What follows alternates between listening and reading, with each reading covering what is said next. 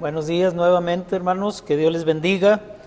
Estamos aquí nuevamente entrando a sus hogares a través de esta transmisión y es una bendición, hermanos, saludarles a todos y cada uno de ustedes a través de este medio. Yo creo que en estos tiempos que estamos pasando de aislamiento y de no poder reunirnos como lo acostumbrábamos cada semana, es cuando apreciamos realmente cuando el Señor nos dice que no dejemos de congregarnos. Es en estos tiempos cuando nos damos cuenta de la real necesidad de vernos, de saludarnos, de bendecirnos unos a otros de manera personal, de abrazarnos, de convivir, que es algo tan esencial en la vida cristiana. Por eso yo espero que una de las cosas que hayamos aprendido cuando pase todo esto sea precisamente esa necesidad de estar congregados, de poder vernos y poder compartirnos nuestras experiencias unos con otros. En esta mañana quisiera compartir con ustedes un mensaje que, como en los domingos anteriores, responda a la pregunta: ¿cuál es el papel de la iglesia en medio de todo lo que está pasando? Hemos hablado ya en domingos anteriores acerca de tres cosas que el Espíritu Santo nos muestra que como iglesia tenemos necesidad de realizar conforme a la voluntad de Dios. La primera de ellas dijimos orar pidiendo a Dios fortaleza, pidiendo a Dios paciencia, pero sobre todo pidiéndole a Dios discernimiento. En medio de todo esto que está sucediendo, que el Espíritu nos dé discernimiento a través de su palabra. ¿Qué es lo que hay detrás de todo esto? De acuerdo a su voluntad, ¿cuál es su propósito en medio de esta situación? La segunda cosa que vimos fue el responder al llamado que Dios nos está haciendo al arrepentimiento. Arrepentimiento como iglesia, no solamente del pecado, sino arrepentimiento también de la indiferencia y la frialdad espiritual que, si somos sinceros, tenemos que reconocer que hemos expresado ante Dios y ante su voluntad. En tercer lugar, hablamos también acerca de volvernos al fundamento de la palabra de Dios, a volver a apreciar este libro como la iglesia siempre lo ha hecho, a poder saborear sus palabras y apropiarnos sus promesas en cada una de nuestras vidas, pero no solamente sus promesas, sino también nuestras responsabilidades para con Dios, cada uno de los que hemos respondido a ese llamado que por su gracia y su misericordia Él nos ha hecho. El día de hoy vamos a ver lo que yo considero ser la última respuesta de lo que como iglesia debemos hacer. ¿Qué debe hacer la iglesia cuando enfrenta tiempos peligrosos, tiempos difíciles? ¿Qué debemos hacer, hermanos? Como iglesia, ¿escondernos? ¿Esperar temerosa a que Dios intervenga?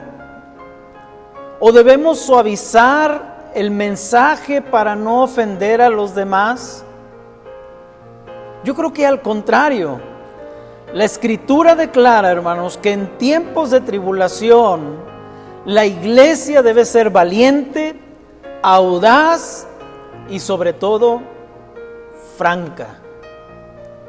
Los primeros 7 versículos del capítulo 10 que meditamos el domingo anterior nos hablan acerca de un ángel fuerte que tenía en su mano un librito que estaba abierto. Este librito tenía un mensaje de parte de Dios. A partir del versículo 8, que es lo que vamos a ver el día de hoy, capítulo 10 de Apocalipsis, versículo 8 al 11, a partir de este versículo 8, la visión deja de enfocarse en el ángel para centrarse en Juan. Dice la primera parte del versículo 8, la voz que oí del cielo habló otra vez conmigo. Era la misma voz que anteriormente le había ordenado a Juan que no escribiera lo que los 7 truenos habían dicho, en los versículos 3 y 4. Esa misma voz ahora le decía a Juan, ve y toma el librito que está abierto en la mano del ángel que está en pie sobre el mar y sobre la tierra. Hasta ahora, Juan había sido solamente un observador, escribiendo todo lo que veía conforme a lo que le había sido ordenado desde el principio de este libro de Apocalipsis.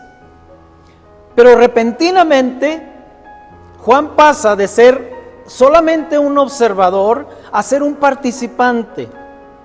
Dice el versículo 9, la primera parte, y fui al ángel diciéndole que me diese el librito. Y el ángel le respondió, toma y cómelo.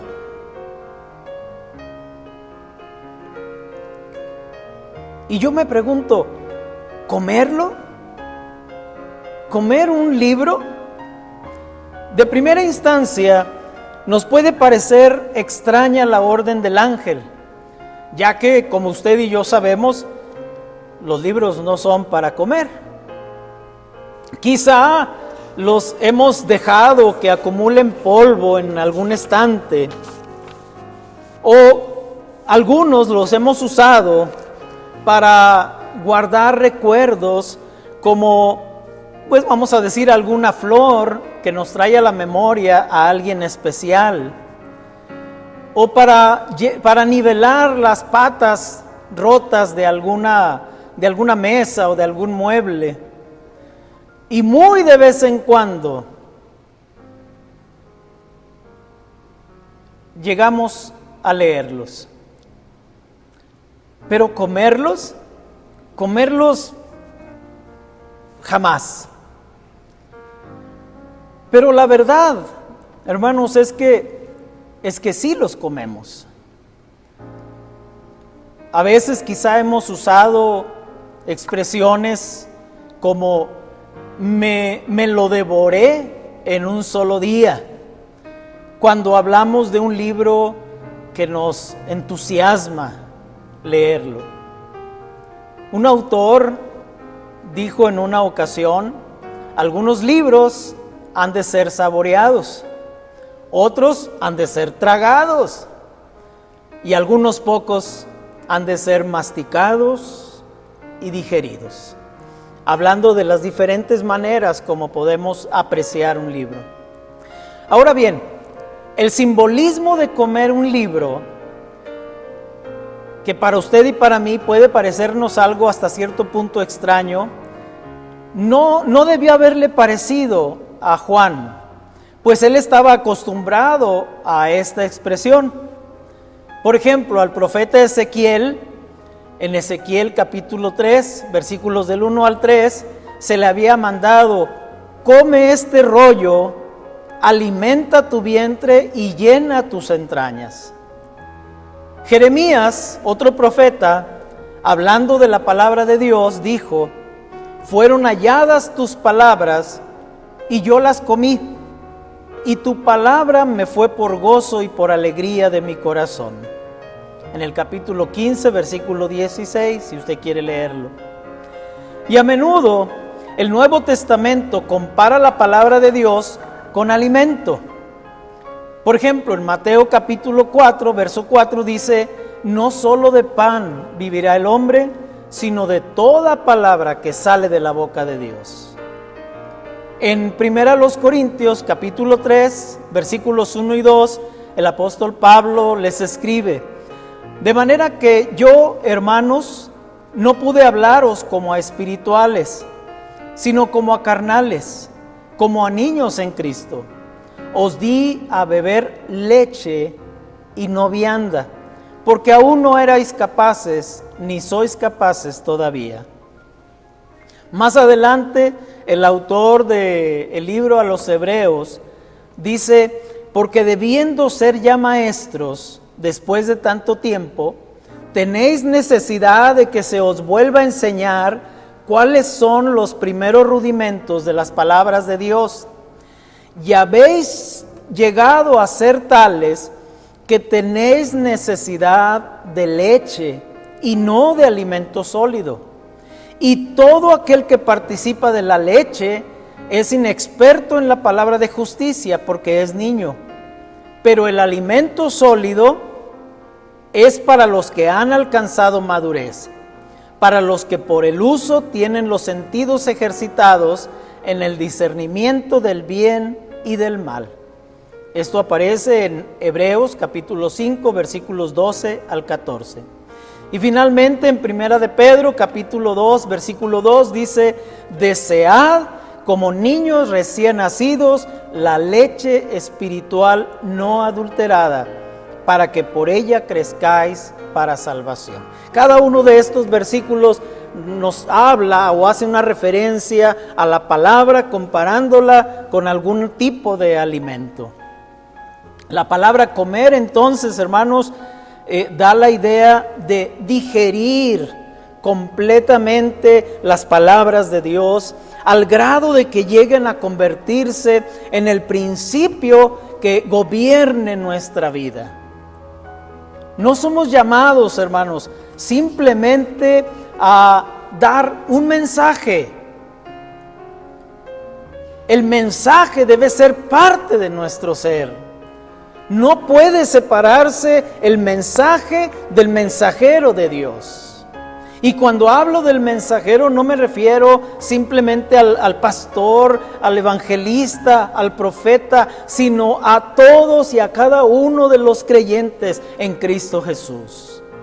Una de las más grandes necesidades de la iglesia el día de hoy es que todo cristiano haga de la palabra de Dios una parte integral de sí mismo.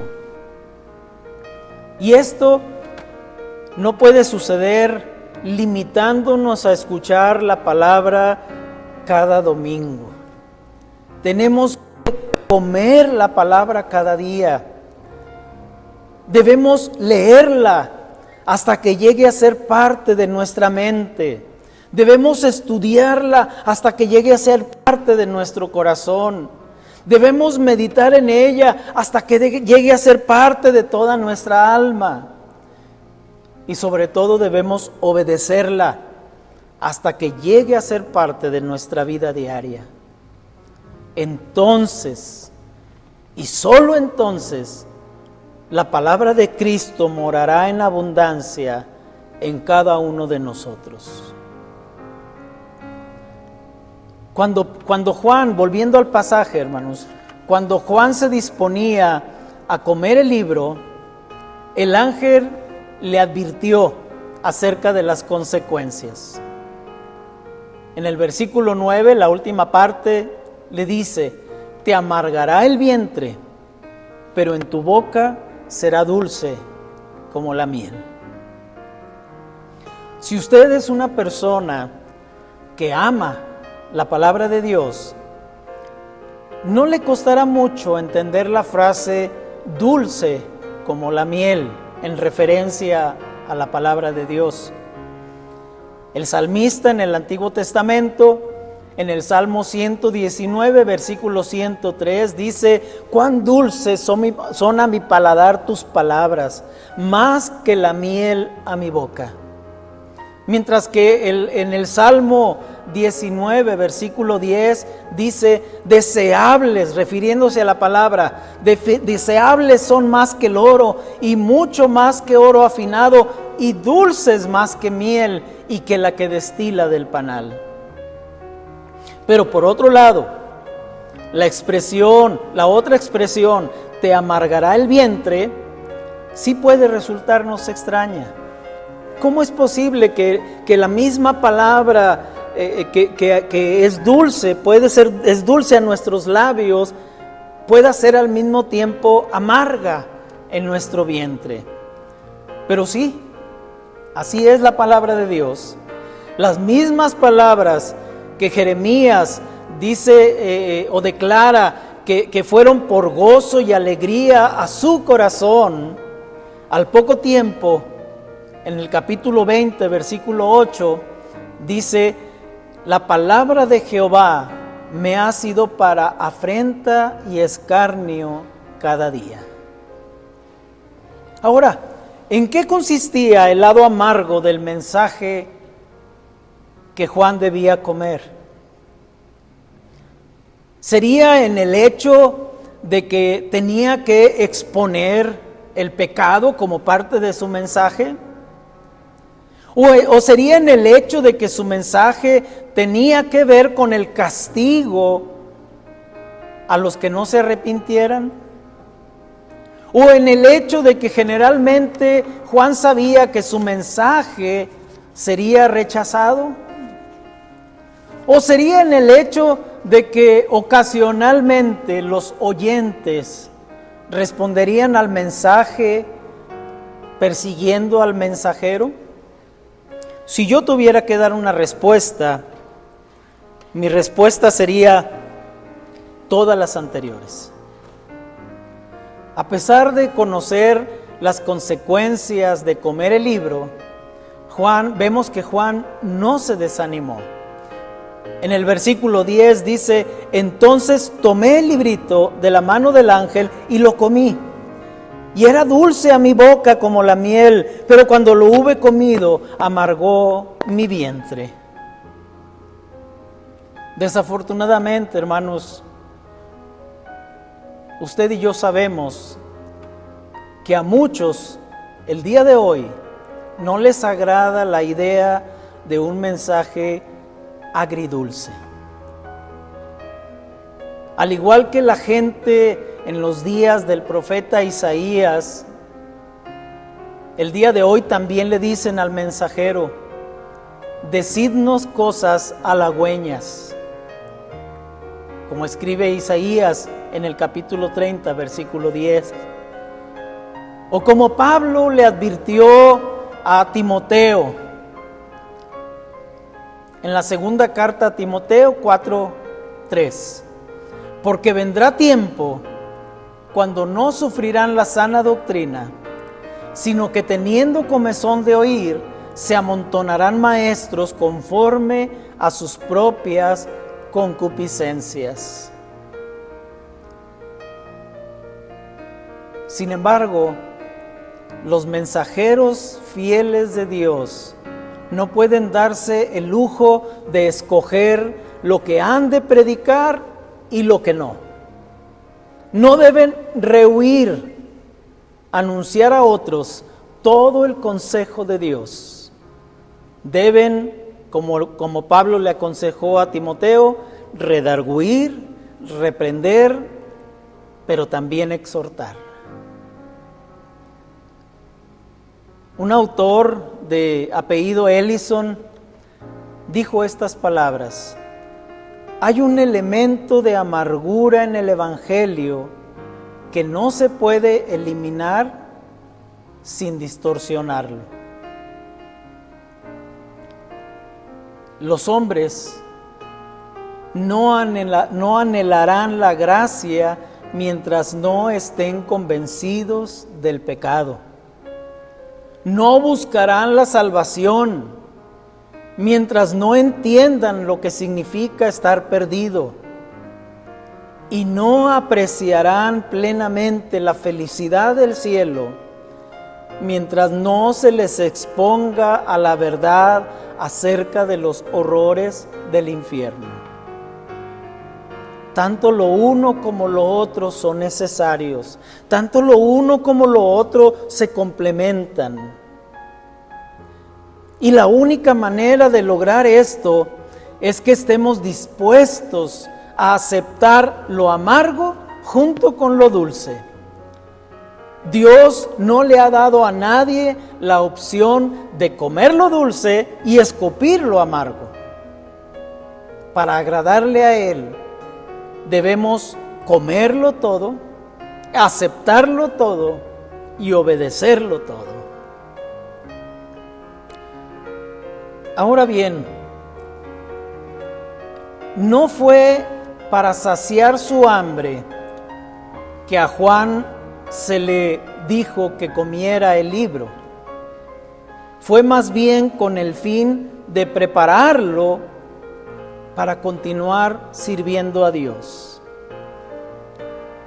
Una vez que el apóstol hubo comido el libro, se le dijo en el versículo 11: es necesario que profetices otra vez sobre muchos pueblos, naciones, lenguas y reyes.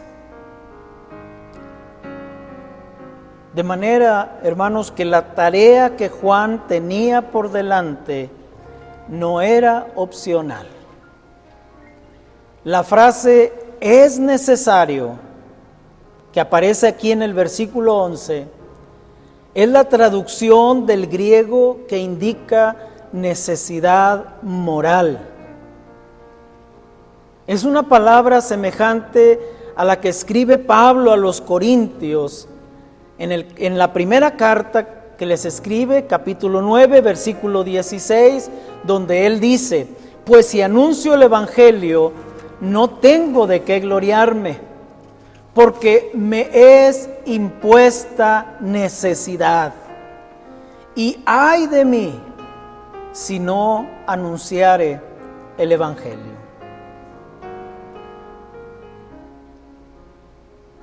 Pero hermanos, tenemos que reconocer que la comisión dada a Juan en el versículo 11,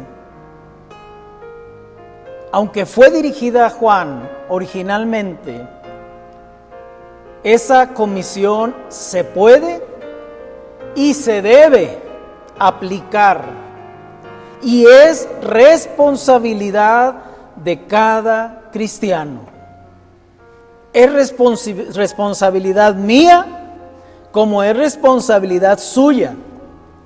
El Señor ha puesto en cada uno de nosotros la obligación moral, la necesidad moral de llevar la palabra de Dios a toda la gente, sobre todo en estos tiempos que estamos viviendo.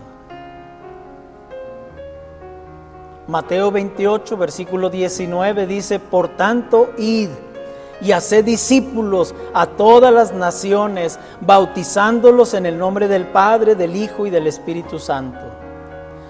Marcos 16, 15 dice: id por todo el mundo y predicad el evangelio a toda criatura.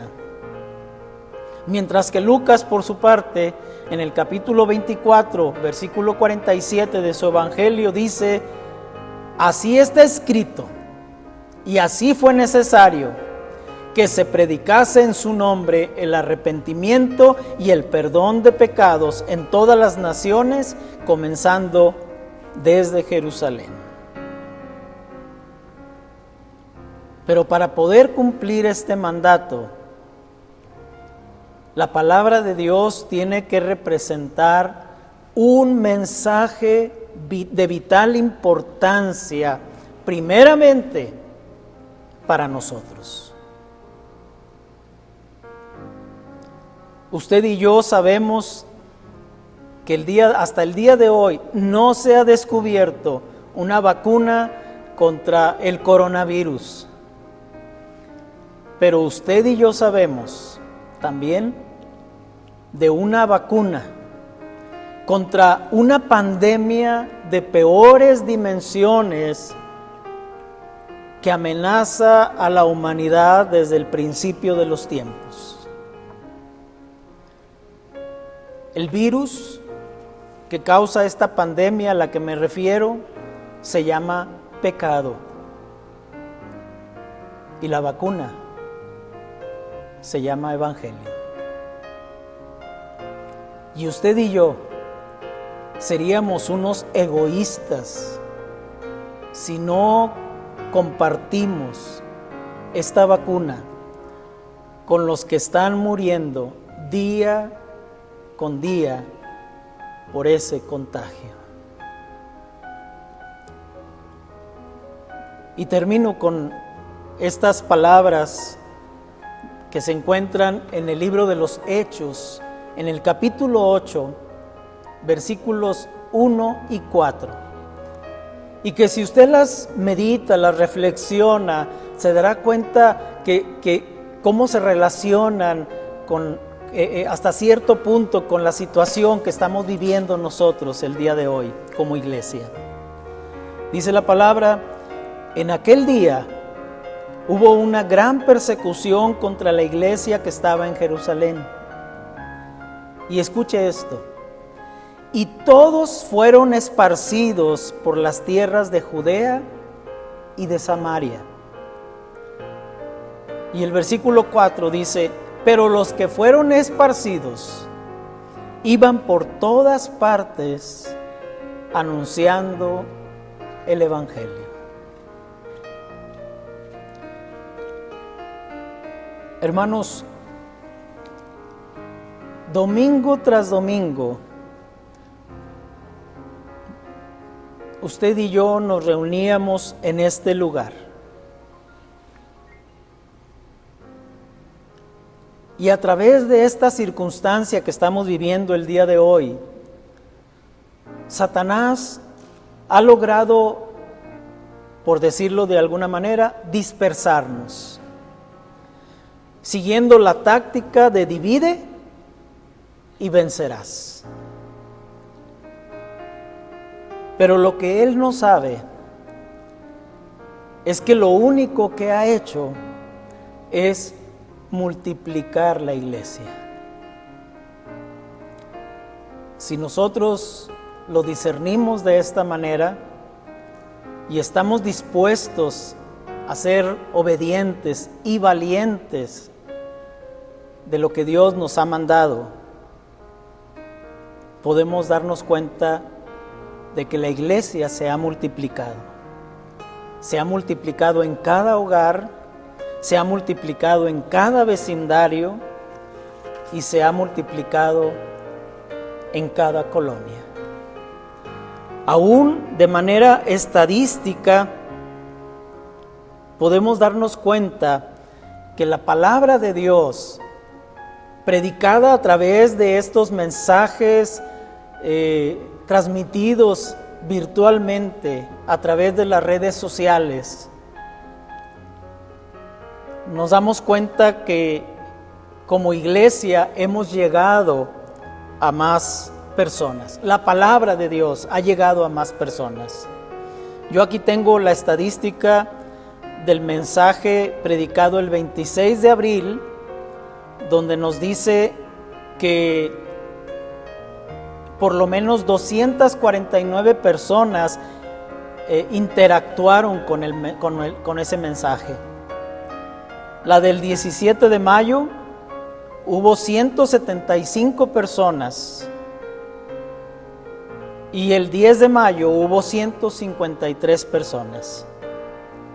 Solamente personas que interactuaron, pero personas que vieron el mensaje total o parcialmente fueron muchas más personas. Así es que, hermanos, aún en los momentos difíciles, aún en los momentos contrarios, Dios tiene propósito. Y ese propósito lo estamos viendo. Así es que, hermanos, yo le ruego que usted medite en esta palabra, en esta última respuesta que Dios nos da en este día. No es solamente nosotros alimentarnos, y no es solamente hablar palabras de consuelo, de seguridad, de protección de parte de Dios. Sí, todo ello es cierto, pero también tenemos que hablar del Evangelio.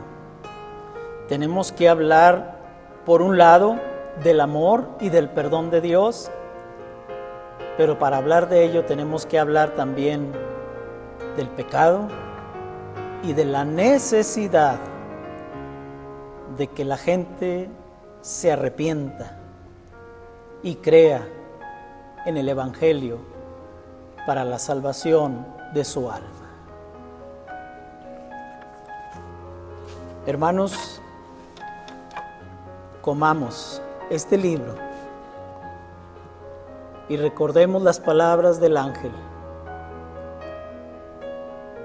que será dulce en nuestros labios, será dulce a nuestro paladar, pero en ocasiones puede amargar nuestro vientre. Pero la palabra de Dios incluye tanto lo uno como lo otro. Y no podemos escoger el mensaje. El mensaje está dado por Dios. Si no hay arrepentimiento, hay condenación. Pero si hay arrepentimiento y hay fe, habrá perdón y habrá salvación para los hombres. Dios así lo ha establecido. Y nosotros somos sus mensajeros. Y como dice el apóstol Pablo en la carta a los Romanos, ¿cómo oirán si no hay quien les predique? ¿Cómo conocerán el amor de Dios si no hay quien les dé ese mensaje? Usted y yo somos los responsables. Oremos, hermanos. Padre, te damos gracias, Señor, por esta serie de mensajes que más que una serie son una serie de respuestas que el Espíritu Santo nos da a la pregunta: ¿cuál es el lugar o el papel de la iglesia en medio de esta circunstancia que nos está tocando vivir?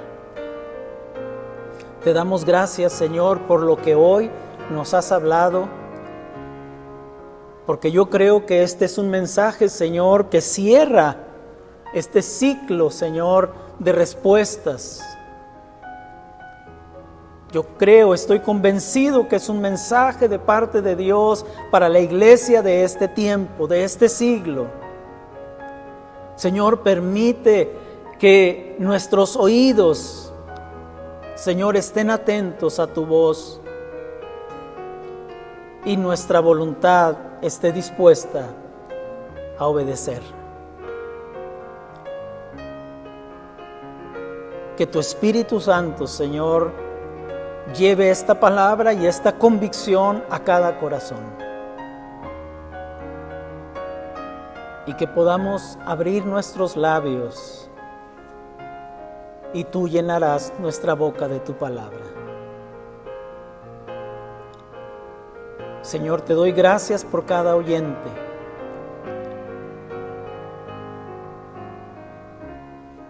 Y te ruego, Señor, que tú sigas bendiciendo cada vida, que tú sigas bendiciendo cada familia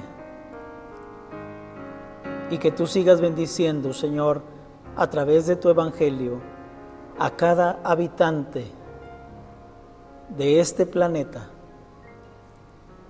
a través de tu evangelio de salvación. Que la paz de Dios, el amor de Dios, la protección de Dios sea con cada uno de ustedes, mis hermanos.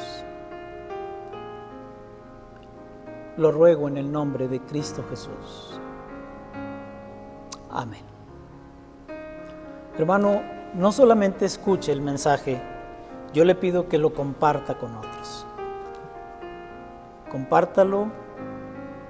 Es un medio, es una herramienta que Dios nos da a través de las redes sociales. Que Dios les bendiga. Amén.